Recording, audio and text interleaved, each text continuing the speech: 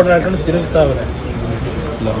ಮುಂದೆ ಕಾಲ ನಿರ್ಧಾರ ಮಾಡಿದ್ರೆ ಬೆಳಗಾವಿಯಲ್ಲಿ ಅಧಿವೇಶನ ಕರೆಯೋದಕ್ಕೆ ಮುಂದಾಗಿದ್ದಾರೆ. ಚಳಿಗಾಲದ ಅಧಿವೇಶನ ಈಗ ಕರೆಯೋದಕ್ಕೆ ಮುಂದಾಗಿದ್ದಾರೆ. ಅದ್ರ ಬಗ್ಗೆ ಚರ್ಚೆ ಮಾಡೋದು ಬೇಡ ಅಲ್ಲ ಅಂದ್ರೆ ಅವಶ್ಯಕ.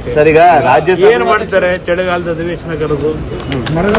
ಮಳೆಗಾಲದ ಈಗ ಅಡ್ವಾನ್ಸ್ ಆಗಿ ಕರೀತಾರೆ. ಡಿಸೆಂಬರ್ ನಡಬೇಕಾದಂತಹ ಅಧಿವೇಶನವನ್ನ ಈ ಕರೆಯೋದಕ್ಕೆ ಏನ್ ಕರೀತಾವ್ರಿ ಈಗ ಅರ್ಜೆಂಟ್ ಅಲ್ಲಿ?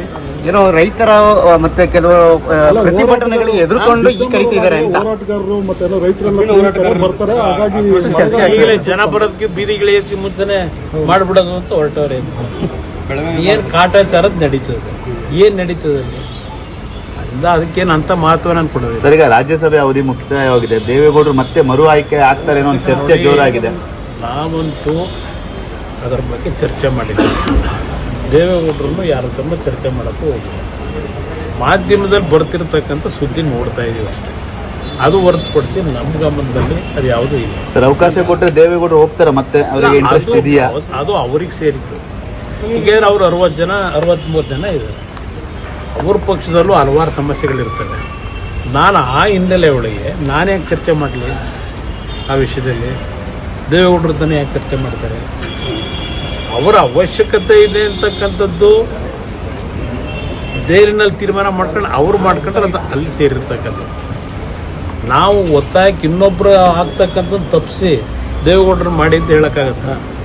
ಅದು ಅವ್ರ ಪಕ್ಷದಲ್ಲಿ ತೀರ್ಮಾನ ಮಾಡ್ತಾರೆ. ವಿಧಾನ ಪರಿಷತ್ 7 ಸ್ಥಾನ ಖಾಲಿ ಆಗ್ತದೆ ಮೊನ್ನೆ 3 ವಾರದಲ್ಲಿ.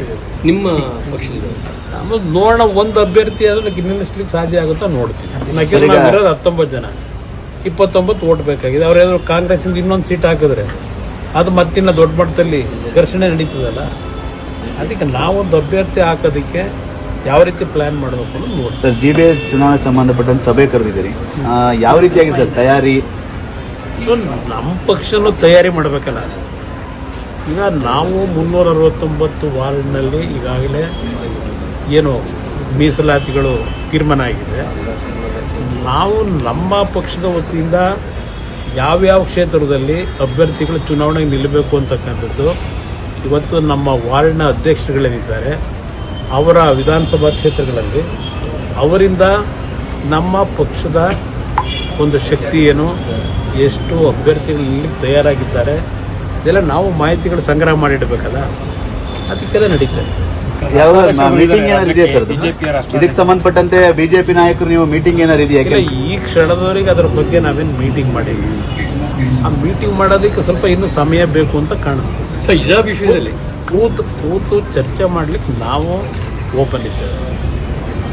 ಅದರಲ್ಲಿ ನಾವು ಯಾವುದೇ ರೀತಿ ಸಮಸ್ಯೆ ನಮಗಿಲ್ಲ. ನಮ್ಮ ಪಾರ್ಟಿಗೆ ನಾವು ಎಲ್ಲದಕ್ಕೂ ಸಿದ್ಧವಾಗಿದ್ದರೆ ಮೈತ್ರಿ ಒಳ್ಳೆ ರೀತಿಯಲ್ಲಿ ನಡೀಬೇಕು ಅನ್ನೋದು ನಮ್ಮ ಅಭಿಪ್ರಾಯ. ಅದಕ್ಕೆ ತಯಾರಾಗಿದೆ. ಆದರೆ ನಮ್ಮ ಪಕ್ಷದ ವತಿಯಿಂದ ನಾವು ಅಭ್ಯರ್ಥಿಗಳನ್ನು ತಯಾರು ಮಾಡಿರ್ಬೇಕಲ್ಲ, ಆ ದೃಷ್ಟಿಯಿಂದ ಮೀಟಿಂಗ್ ಮಾಡ್ತಾ ಇದ್ದೀವಿ. ಹೊಂದಾಣಿಕೆ ಆಗಿಲ್ಲ ಅಂದ್ರೆ ಇಂಡಿವಿಜುವಲ್ ಆಗಿ ಏನಾದ್ರು ಹೋಗ್ಬೋದು. ಅದು ಆ ಥರ ಈಗಲೇ ಯಾಕೆ ಅನ್ಕೋಬೇಕು? ಹೊಂದಾಣಿಕೆ ಆಗಲ್ಲ, ಅದಕ್ಕೆ ನೀವೇನು ಮಾಡ್ತೀರಿ ಅನ್ನೋದು ಈ ಪ್ರಶ್ನೆಗಳು ಈಗ ಅವಶ್ಯಕತೆ ಇಲ್ಲ. ನಮ್ಮ ಪಕ್ಷ ಮೈತ್ರಿಯರ ನಮ್ಮ ಹೊಂದಾಣಿಕೆ ಏನಿದೆ ಎಲ್ಲೂ ಅದಕ್ಕೆ ವಿಶ್ವಾಸದ ಕೊರತೆ ಇರಬಾರದು. ಆ ನಿಟ್ಟಲ್ಲಿ ಏನು ತೀರ್ಮಾನ ಮಾಡಬೇಕು ಮಾಡ್ತೀವಿ. ವಿಷಯದಲ್ಲಿ ಮಧು ಬಂಗಾರಪ್ಪ ಮಧ್ಯಾಹ್ನ ನ್ಯೂಸ್ ಕನ್ನಡ ಚಾನೆಲ್ ಫಾಲೋ ಮಾಡಿ, ಯೂಟ್ಯೂಬ್ ಚಾನೆಲ್ ಅನ್ನು ಸಬ್ಸ್ಕ್ರೈಬ್ ಮಾಡಿ.